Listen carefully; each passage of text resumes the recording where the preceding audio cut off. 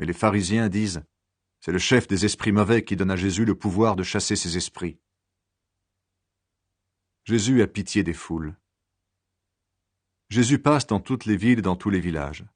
Il enseigne dans les maisons de prière juives, il annonce la bonne nouvelle du royaume, il guérit toutes les maladies et toutes les douleurs. Jésus voit les foules et son cœur est plein de pitié. En effet, les gens sont fatigués et découragés comme des moutons qui n'ont pas de berger.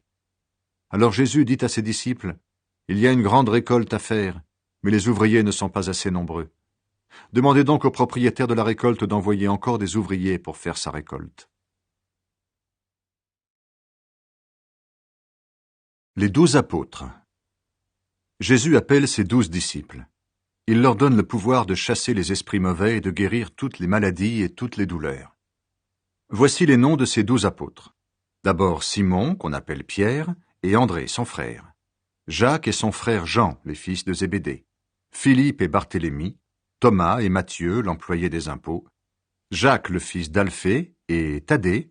Simon le nationaliste, et Judas Iscariote, celui qui va livrer Jésus. Jésus envoie les 12 apôtres annoncer la bonne nouvelle.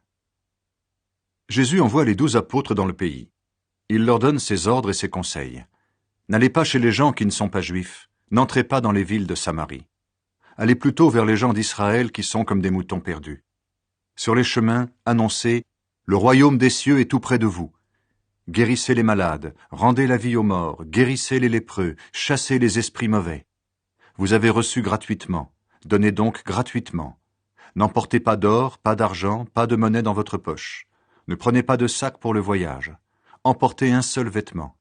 Ne prenez pas de sandales ni de bâton. En effet, l'ouvrier doit recevoir sa nourriture. Quand vous entrez dans une ville ou un village, cherchez quelqu'un qui est prêt à vous accueillir. Restez chez cette personne jusqu'au moment où vous quitterez l'endroit.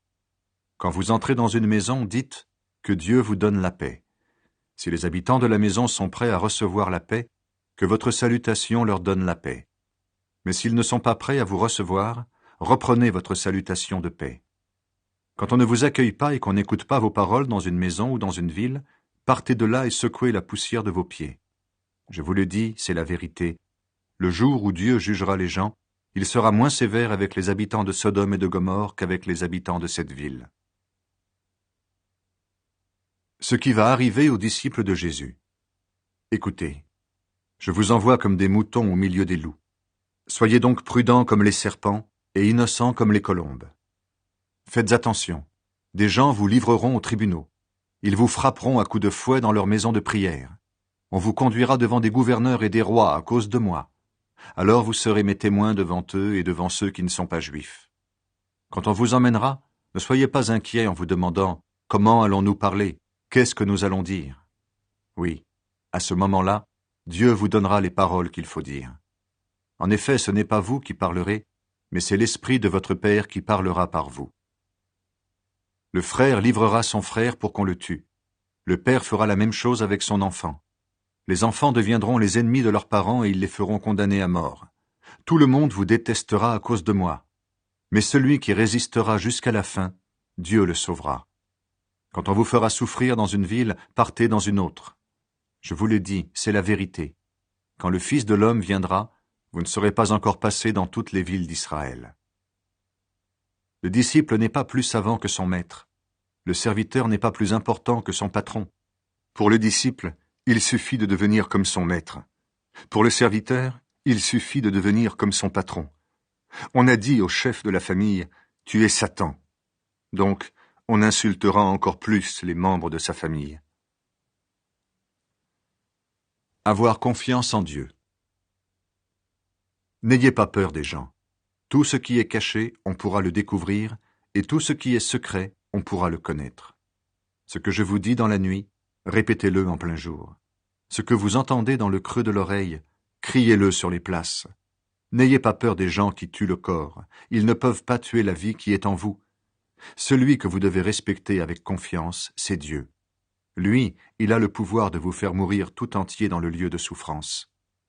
Est-ce qu'on ne vend pas 2 petits oiseaux pour presque rien ? Pourtant, quand l'un d'eux tombe par terre, c'est votre Père qui permet cela. Pour vous, Dieu connaît même le nombre de vos cheveux. Donc n'ayez pas peur.